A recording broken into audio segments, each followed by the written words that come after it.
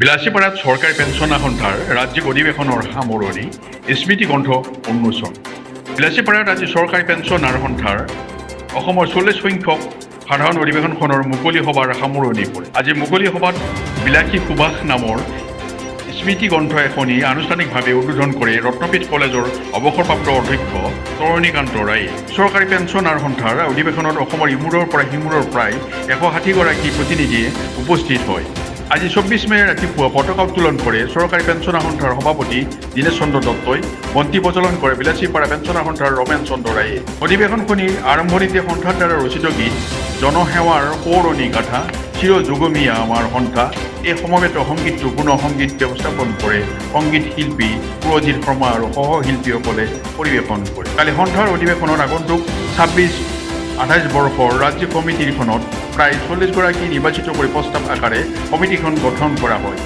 ৰাজ্যিক কমিটিৰ সভাপতি দীনেশ চন্দ্ৰ দত্ত আৰু প্ৰধান সম্পাদক হেৰম্ব প্ৰসাদ দাসে। মুকলি সভাখনৰ পাছতে বিলাসীপাৰাত অনুষ্ঠিত হয় 40 সংখ্যক ৰাজ্যিক অধিৱেশন কৰি অসমৰ জাতীয় সংগীত পৰিৱেশনৰ পাছতে সামৰণি পৰে। শলাগৰ শৰাই আগবঢ়াই ৰাজ্য সমিতিৰ কাৰ্যকৰী সভাপতি পৱন ফুকনে। বিলাসীপাৰাৰ পৰা জহিৰুল ইছলামৰ ৰিপৰ্ট দ্য BN নিউজ। আমাৰ 2024-26 বৰ্ষৰ অধিৱেশন সমাপ্ত হৈছে। এতিয়া আমাৰ 2026-28 বৰ্ষৰ এই নতুন কাৰ্যনিৰ্বাহক কমিটি গঠন কৰিছোঁ। যোৱাকালি 23/5/26 তাৰিখে আমাৰ প্ৰতিনিধি সভাৰ নিৰ্বাচিত কৰি আমাৰ সভাপতি শ্ৰী দীনেশ চন্দ্ৰ দত্ত পুনৰ সভাপতিলৈ নিৰ্বাচিত কৰিছে।